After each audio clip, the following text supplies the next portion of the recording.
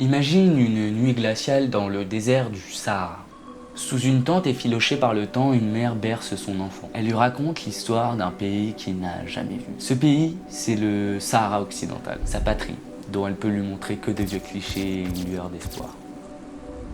À quelques centaines de kilomètres de là, de l'autre côté d'un immense mur de sable, un jeune soldat marocain scrute l'horizon. Il veille, nerveux, le doigt sur la gâchette. Deux destins, deux mondes séparés par un conflit figé. Un peuple coupé en deux, une terre disputée. Un conflit qui dure depuis près d'un demi-siècle. Bienvenue dans l'histoire du Sahara occidental. Un drame humain et géopolitique, fait de larmes et de diplomatie. Pour comprendre, revenons en arrière. Dans les années 70, le Sahara occidental est une colonie espagnole depuis presque un siècle. Un vaste désert, bordé par l'océan Atlantique. Riche en phosphates, en poissons, mais surtout habité par les Saouris. Un peuple nomade, qui commence à rêver d'indépendance. En 1973, de jeunes Saouris fondent le Front Polisario, un mouvement de guérilla, décidé à chasser l'Espagne de leurs terres. Le Front Polisario rêve d'un État saouri libre. Et l'ONU, en 1975, constate que la majorité des Saouris veut l'indépendance. On pourrait donc croire que la liberté est proche, mais l'histoire va prendre un tournant inattendu. 1975, l'Espagne décide de quitter le Sahara occidental. Un départ précipité, un vide que les voisins comptent bien combler. Le 6 novembre 1975, 350 000 Marocains marchent vers le Sahara. C'est la fameuse marche verte organisée par le roi Hassan II. Maroc, la marche verte. Verte parce que le vert est la couleur de l'étoile sur le drapeau rouge marocain. C'était la couleur préférée du prophète Mahomet. En coulisses, Madrid signe des accords secrets. Le Sahara est partagé entre le Maroc et la Mauritanie, sans demander l'avis des Saouris. Pour eux, c'est une trahison. Ils espéraient voter pour leur avenir, et les voilà partagés comme un gâteau au milieu d'un repas d'anniversaire. En quelques jours, le drapeau espagnol disparaît, remplacé par celui du Maroc et de la Mauritanie. Pris de court, le Front Polisario refuse ce destin. Face aux droits qu'on leur impose, ceux qui vivent dans les camps de réfugiés ont donc créé symboliquement leurs propres droits. Seuls, sans autre appui international bien affirmé que celui de l'Algérie, de quelques autres pays arabes et africains, ils ont donc proclamé leur indépendance.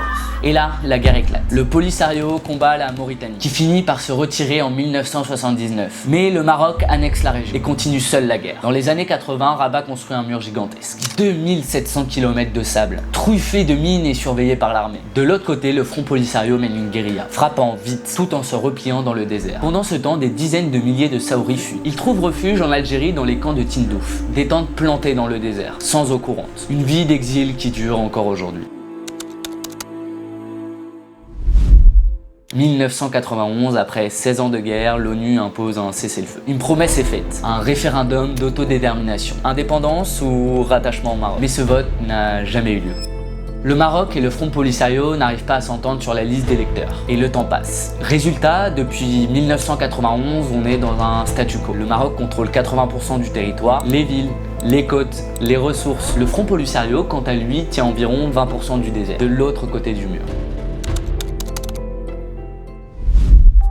Novembre 2020, dans la zone de Guerguera, des manifestants saouris bloquent une route stratégique. Le Front Polisario déclare que le cessez-le-feu est fini. Il y a des échanges de tirs le long du mur et surtout l'arrivée des drones marocains. Mais il n'y a pas que le militaire, il y a aussi la diplomatie. En décembre 2020, Donald Trump reconnaît la souveraineté du Maroc. En échange, Rabat normalise ses relations avec Israël. En 2022, l'Espagne soutient le Maroc et en 2024, la France fait de même. Ce qui veut dire que diplomatiquement parlant, Rabat gagne des alliés puissants. Mais sur le terrain, rien n'est réglé. Mais alors pourquoi le désert intéresse-t-il autant? D'abord, c'est à cause des ressources.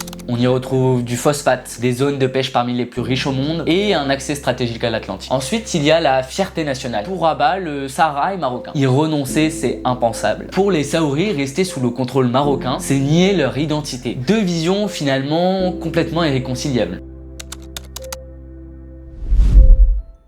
Derrière ce conflit, il y a surtout des vies. Plus de 170 000 Saouris vivent encore dans les camps de Tindouf. 3 générations qui n'ont jamais pu voir leur patrie. De l'autre côté du mur, dans les villes sahariennes sous contrôle marocain, les militants pro-indépendance subissent une forte répression. Arrestations, manifestations interdites, violences policières. Et les jeunes dans tout ça, beaucoup n'ont plus confiance dans l'ONU. Certains veulent reprendre les armes, tandis que d'autres perdent espoir.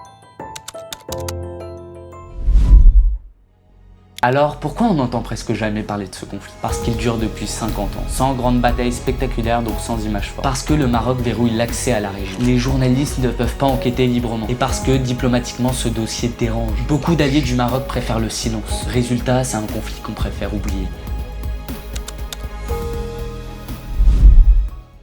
En 2025, le Sahara occidental reste un territoire suspendu, un mur de sable, un peuple en exil et un avenir toujours confisqué. Depuis 50 ans, le monde regarde ailleurs et chaque jour qui passe rend la solution un peu plus lointaine. Alors combien de temps ça va durer? Combien de temps encore un peuple devra attendre pour simplement voter? Et c'est justement pour ça qu'on en parle ici. Chez Fracture, on veut regarder ces fractures que beaucoup préfèrent oublier. On veut comprendre pourquoi certains conflits disparaissent des radars, pourquoi des sociétés restent figées dans le temps et pourquoi les puissants imposent parfois le silence. Ici, notre but c'est d'éveiller, d'ouvrir des fenêtres sur ce qui est caché et de donner des clés pour comprendre le monde dans lequel on vit. Parce qu'un peuple oublié, c'est une fracture qui nous concerne tous. On se retrouve très vite sur Fracture, merci.